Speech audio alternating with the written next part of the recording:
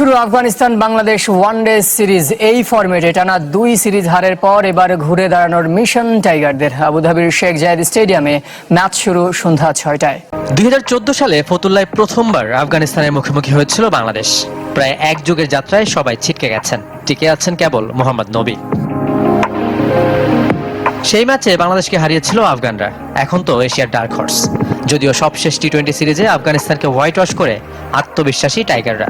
তবে ফরম্যাট ভিন্ন, অধিনায়ক বদল, জাকিরের পরিবর্তে নেতৃত্বের ভার মেহেদী মিরাজের হাতে। এবছর 6 ওয়ানডে খেলেছে বাংলাদেশ, যার মধ্যে 4টিতেই হার। শেষ 5 ম্যাচে বাংলাদেশ যেখানে একটা জিতেছে, সেখানে আফগানিস্তানের হার সমান। শেষ 2 সিরিজ জয়ের আত্মবিশ্বাস অবশ্য আফগানদেরই।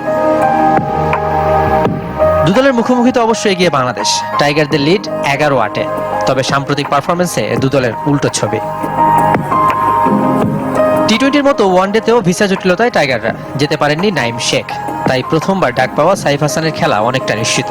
মিডল অর্ডারে তাওহিদ হৃদয়, জাকির আলী, শামীম হোসেন, নুরুল হাসানের মধ্যে একজন জায়গা হারাবে।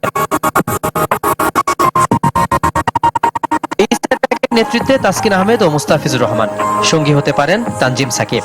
নতুন বলের ফায়দা নিতে স্পিনার হিসেবে তানভীর ইসলামের জায়গা অনেকটাই পাকাপাকি। অন্যদিকে আফগানদের ব্যাটিং স্তম্ভে রহমত শাহ, রহমানুল্লাহ গুরবাজ, ইব্রাহিম জাদরান, সিদ্দিকুল্লাহ অটলের সাথে আজমাতুল্লাহ ওমরজাই ভয়ের নাম। আর রশিদ খান, মোহাম্মদ নবীরা স্পিনে বিষ ছড়াতে পারেন। ম্যাচ জয়ে বড় বাধা হতে পারে টস ভাগ্য।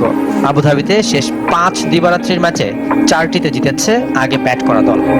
পরিবর্তন এসেছে বাংলাদেশ ওয়েস্ট ইন্ডিজ সিরিজে। পরিবর্তিত সূচি অনুযায়ী একদিন পিছিয়ে 21 অক্টোবর হবে দ্বিতীয় ওয়ানডে। এছাড়াও প্রথম এবং দ্বিতীয় টি-20 হবে 27 ও 29 অক্টোবর, যা হওয়ার কথা ছিল 26 ও 28 অক্টোবর।